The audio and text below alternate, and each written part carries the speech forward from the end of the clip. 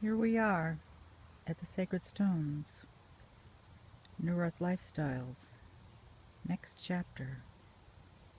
New Earth Lifestyles, next chapter. Mother Mary comes to me, speaking words of wisdom. Let it be, let it be. Mother Mary comes to me, speaking words of wisdom. Let it be, let it be. When I find myself in times of trouble, Mother Mary comes to me, speaking words of wisdom. Let it be, let it be. And if I find myself in times of trouble, Mother Mary comes to me, speaking words of wisdom. Let it be, let it be.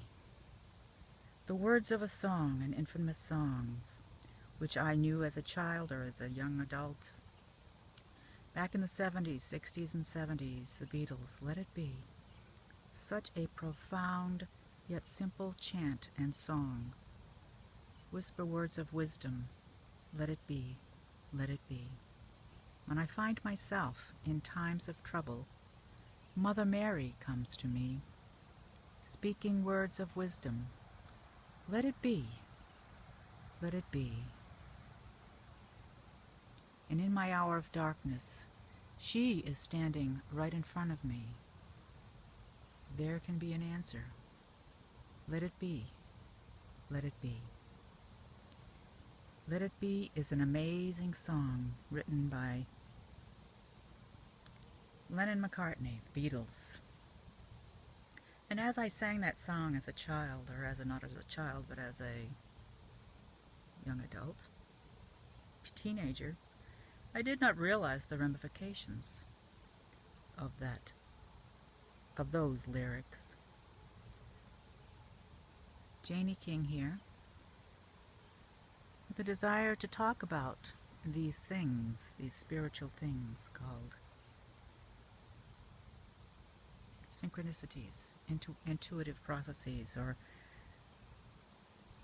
some people might call them coincidences. I don't call them coincidences. I call them realities that we take for granted and call them luck or coincidence.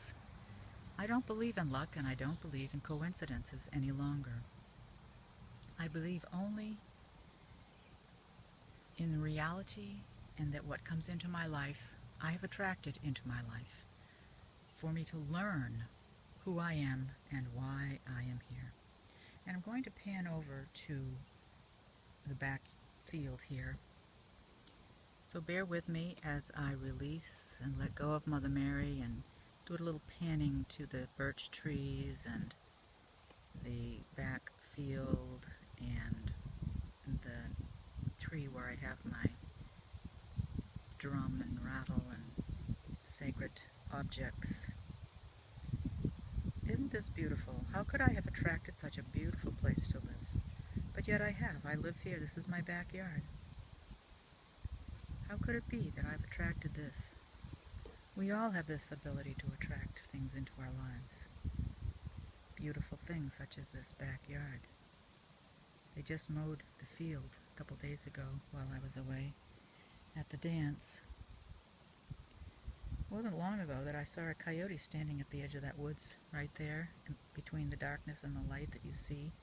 You can imagine a coyote standing there when I was meditating under that maple tree. And I closed my eyes after I saw it.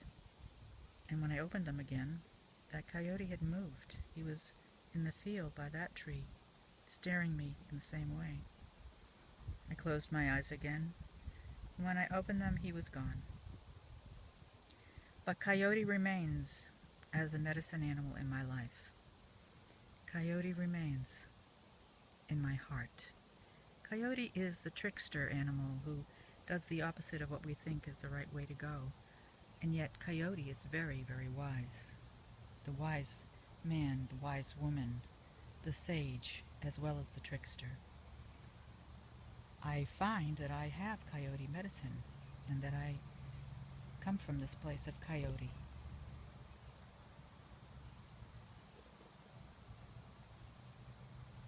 What is your medicine animal?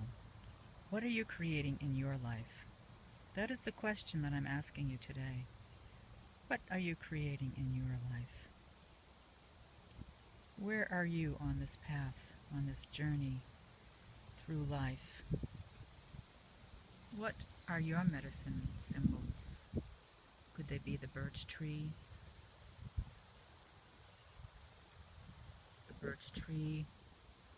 the stone people, the energy of the mother, Mother Mary? Mother Mary, is she coming to you? Is Mother Mary coming to you, whispering to you words of wisdom? What is your medicine? Who are your medicine teachers? That is the question. Ask yourself, and you shall receive an answer. That is what I did back in the 1990s. I started off with a small book called Rainbow Warriors. I read it and I took it to heart and I followed it. What is your favorite book? Another book that came to me way back in the 90s was The Celestine Prophecy. That is the book that taught me that there are no coincidences. That is the book that took me from accountant to questioning, from accountant and stringent, rigid rules, conservatism, and thinking the only way that I was taught is the only way, or the way that I was taught is the only way that there is. And yet, I now know that all things are possible. All things. Nothing. No thing is impossible. How do I know that? Because I have experienced it personally. What have you experienced to teach you that life is more than what we see? That life is more than what we've been taught? That life, what is life? And life is more than you can even imagine.